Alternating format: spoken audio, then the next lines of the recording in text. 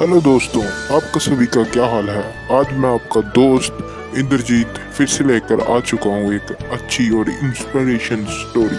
तो आइए सुनते हैं स्टोरी कैसी है। दोस्तों, ये बात बहुत पुरानी है। ये बात तब की है जब बच्चे गुरुकुल में पढ़ने जाते थे। दोस्तों, सभी बच्चे गुरुकुल में पढ़ रहे थे। तभी एक बच्चा वहां पे पढ़ नहीं रहा था। उसका ध्यान पढ़ाई की तरफ नहीं लग रहा था। तभी उसके गुरुजी ने उसको देख लिया। गुरुजी ने उससे पूछा कि क्या कर रहे हो तुम। उसने कहा, कुछ नहीं गुरुजी, मैं पढ़ाई की तरफ ध्यान देने की कोशिश कर रहा हूँ, लेकिन मेरा ध्यान ही नहीं लग रहा। गुरुजी ने उसे अपने पास बुलाया और उसकी हाथ की रेखाएं देखी और उससे कहा, तुम्हारी तो पढ़ाई की रेखा ही नहीं है, तुम पढ़ोगे कैसे, तुम जहाँ से छोड़ के जा सकते हो। बच्चा बहुत दुखी हुआ और वहां से हंसता हंसता चला गया। जैसे ही वह एक जंगल में पहुंचा तो उसके मन में एक ख्याल आया कि क्यों ना मैं अपने हाथ पे रेखा बना लूं पढ़ाई वाली।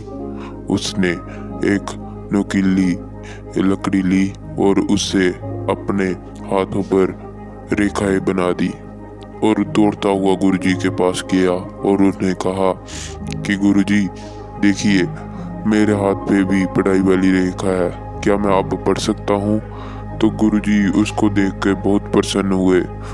गुरुजी उसे देख के बहुत प्रसन्न हुए और गुरुजी ने उनसे कहा कि बेटा, तुम एक दिन बहुत महान आदमी बनोगे। जी हाँ, जी सच है। उसके बाद वह बहुत बड़े बड़े महान ऋषि बन गए। और इस कहानी से दोस्तों हमें यही शिक्षा मिलती है कि अगर हमने कुछ भी ठान लिया वो हम कर सकते हैं। किसी से भी, किसी के कहने से भी, कोई कुछ भी कहे, हमें रुकना नहीं चाहिए। हमें अपनी मेहनत और लगन कायम रखनी चाहिए, तभी हम एक दिन बहुत बड़े आदमी बन सकते हैं।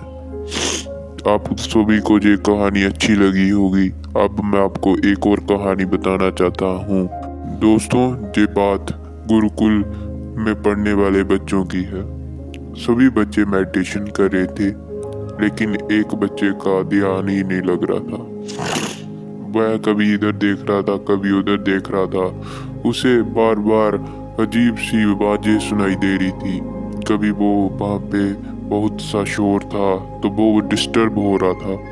उसने अपने गुरुजी से बताया। गुरुजी उसे देखकर बहुत प्रसन्न हुए और उन्होंने उनसे कहा, ठीक है, तुम कोई अच्छी सी जगह देखो और वहां पे जाओ, वहां पे बैठकर मेडिटेशन कर लो। बच्चा अभी गुरुकुल से बाहर निकला और एक जंगल में बैठ गया।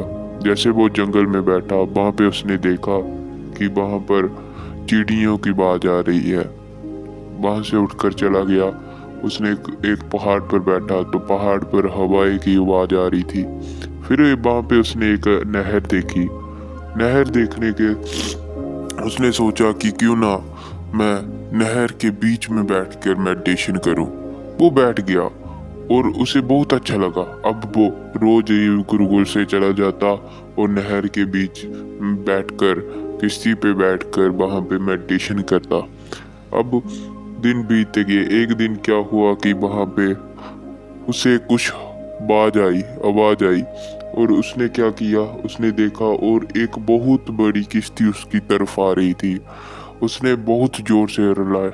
अब अगले पार्ट में हम आपको इस कहानी का पार्ट 2 बताएंगे। आप हमारा चैनल सब्सक्राइब करें और ऐसी ही वीडियो देखने के लिए हमारा चैनल करें सब्सक्राइब। Thank you.